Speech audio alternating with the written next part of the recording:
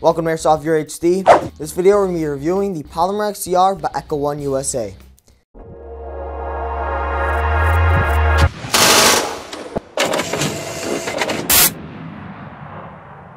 Polymer XCR is an all-polymer gun. The polymer body does make the gun much more lightweight. Slinging on your back is a secondary rifle. Despite the fact of the length of the gun, it is very long, but the lightweight part of it, it makes it really easy to maneuver around corners.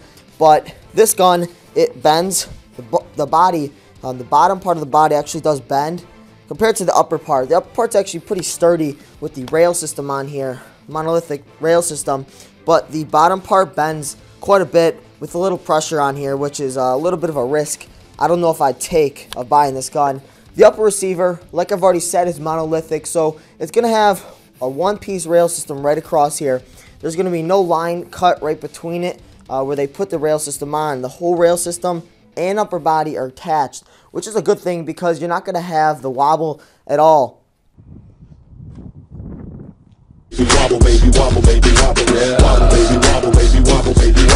No, you're not going to have any wobble with this rail system at all, which is great because a lot of rail systems, matter of fact, like every rail system, wobbles just a bit. The slightest bit, but this one, literally no wobble at all, which is amazing. And also, since there is just a one piece, you could attach your red dots, lasers, and anything of the sort you wish to put on the gun.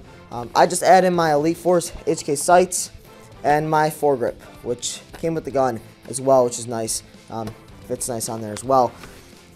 Okay, so when I first put the magazine in the gun, it went kind of like this. Didn't go in the gun. You have to actually push really hard into the gun, and once it locks into place, this thing is no wobble at all. This thing's not going anywhere. Setting aside all the features of the gun, inside the metal one-piece hop-up unit is a Mad Bull hop-up bucking, which they added, and most Echo 1 guns are stock with the hop-up. One other part of this gun that is much changed from the $400 version is the stock. It already has a pre-put on buffer tube that is metal, and it has a 6-position stock attached to it. That's a crane stock. I found that this is a little bit hard to get off. There's two prongs right here. You got to push. It gets off, slide it back on, and there is a lot of battery space inside there, so no worries. You can put your LiPo batteries in there if you would like. This gun is actually licensed by Robinson Armament right on the magwell right there. It's engraved, and also by XCR right on here. Alright, let's head over to the range and see how the gun shoots on target and see if it can actually perform as well as the price shows.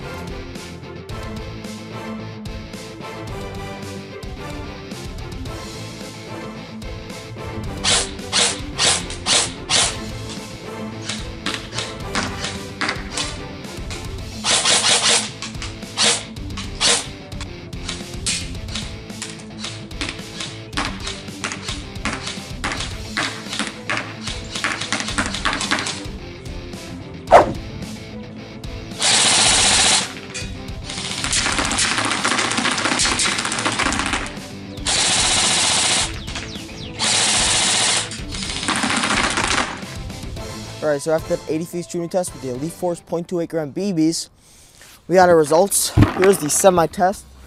Really quick. Let's do our middle grouping right around this area. It's a 3.5 centimeter grouping. So however you want to convert that or whatever you really want to do with that. 3.5 centimeter grouping. I saw them drifting a little more to the left side, and that's just how this side was too, which is the full auto test.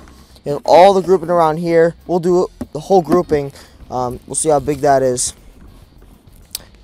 13 centimeters. From 80 feet away, you have a big hole right in there. So those are your shooting results from 80 feet with the Polymer XCR by Echo 1. Alright, so you saw everything about the gun, shooting, and the features of it. It's up to you to either buy the gun or stay away from it. That's all we have for today. You're watching AirsoftReviewerHD. See you later.